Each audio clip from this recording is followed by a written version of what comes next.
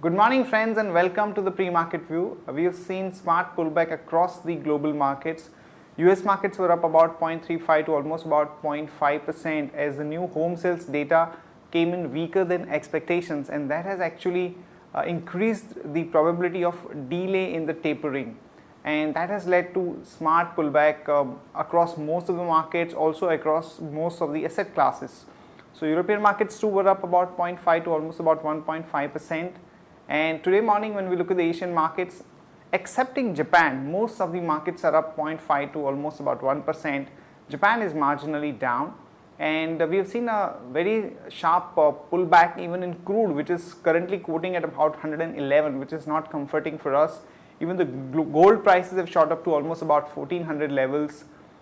So it remains to be seen where do we see some kind of a stability in the currency, because on Friday the INR actually showed a very smart pullback against the dollar and closed at about 63.20, but it remains to be seen when we are going to have some kind of a stability in the INR against the dollar. In terms of flows, friends, FIs were net sellers in the cash market to the tune of 150 crore.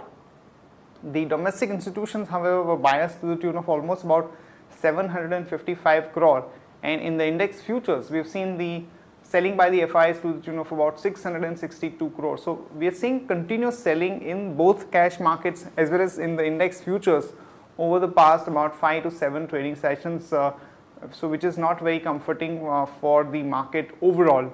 And on Friday we had a very smart pullback in our markets, led primarily by the metal stocks, the technology pack, and even some of the beaten down banks like Yes Bank, ICICI Bank, Axis Bank had seen a very smart pullback, and it remains to be seen how far this rally can actually take it up the overall market. So on that note, let me invite Sadhana to take us through important F&O cues, data and strategies that we can have in the F&O market.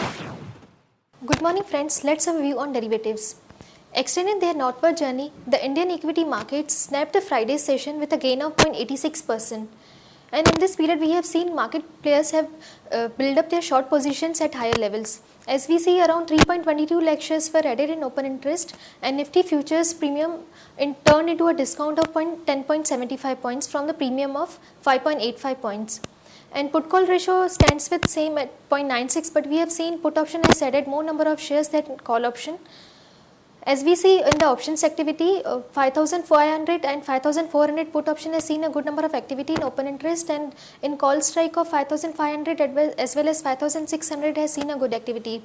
In Friday session also we have seen markets took support at 5,400 and rallied toward the level of 5,500. And overall our bias for the market is positive. We may see momentum may continuing up to 5550. From intraday perspective, one can go along on power grid with a stop loss of 96.30. Thank you. Here are the important news and events that we are tracking today. First of all, an important development over the weekend has happened on Hexaware, wherein the Baring Private Equity Asia is going to buy a controlling stake in Hexaware for about $420 million, as against the closing price of Hexaware of about 123. This deal is likely to happen at about 135 rupees per share, so about 8 to 9% kind of a premium. But there is not much of a premium at which the deal has happened, so don't buy the stock today morning if it gaps up more than 3 to 4%.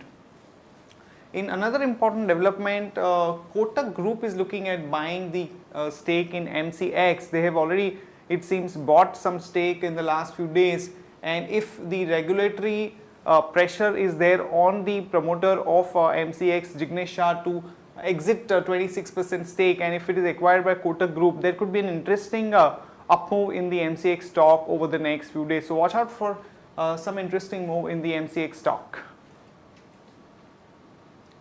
NSCL, which has been facing the problem of default to their investors, has actually put a list of defaulters who have not been able to pay up their first installment as per the directives from the FMC.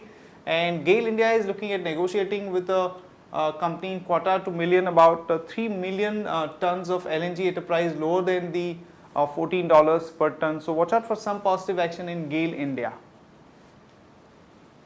Mahindra has indicated that they are looking at investing about 10,000 crore in the next 3 years as a part of their plans to enhance the capacity. So overall, though Mahindra stock has actually softened, looking at their aggressive investment plans, one can expect a good pullback in the stock. And Reserve Bank of India has increased the FI limit for the Mahindra Lifespace developers to 49% from the current 30%. So one can expect some positive action in the Mahindra Lifespace in today's market. Gems and jewelry manufacturers have indicated that there could be large scale cancellation of orders from the overseas buyers in September, as the production has hit by the non-availability of the gold stock. So that's a negative for the gems and jewelry. And Ashok Piramal Group promoted real estate company Peninsula Land has acquired 5 acres of land at Baikala for a total sum of about 600 crore. For Reliance Infra, some positive news, as the Maharashtra Electricity Regulatory Commission has allowed them to recover areas of almost about 5,500 crore with a 14.5% carrying cost at rupees 925 crore per year. So one can go long on Reliance Infra with a stop loss of 350 rupees and a target of about 367 to about 375. ONGC is going to buy about 10% stake in a gas field called Andakaro in Mozambique for a total sum of about $2.64 billion.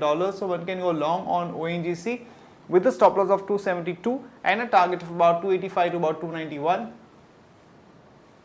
Jindal Steel and Power has secured 5 exploration licenses for iron ore mining in the African continent. So one can go long on Jindal Steel and Power with a stop loss of 235 and a target of about 247 to about 252. And IDFC, some negative news, as RBI has notified that the FI limit in IDFC has actually reached a cap of 54%. So one can actually short IDFC with a stop loss of 106 and a target of about 98 to about 100. That's it from all of us, friends. Have a great trading session and see you tomorrow at the same time.